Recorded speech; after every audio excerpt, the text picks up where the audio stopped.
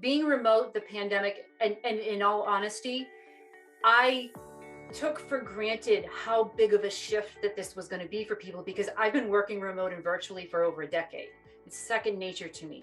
So I had to kind of go back to those early days where there wasn't a lot of support and not a lot of people were doing it, and the isolation that I felt.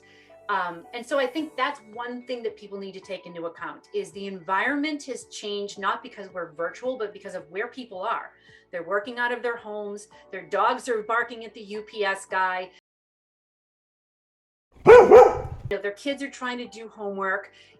Everybody's more frazzled, but at the same time, more isolated, more disconnected, because we're not in the groups that we were. We're not doing the conferences and the networking like we were. And so that's just changed people's dynamics of things, right? We're zoomed out, like we were on Zoom literally from morning until nighttime. And you would be surprised how things like that were old are new again, like phone calls versus Zoom calls.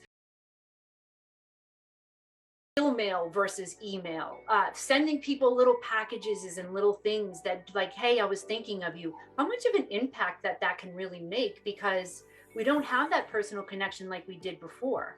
So it is almost like, even though we've gone virtual, we have to like slow down and take smaller steps to really connect with people now, because we don't have that personal face-to-face chemistry and reaction that where we could accelerate the relationship even more. So I think that if we can take that into account and do less of the pitching and the email sequences. I said this to a BDR the other day. I'm like, you need to sound like and be more like a human than your email sequence. You need to be able to add more to the conversation than Google and the website. If you can't be a human, why would they talk to you?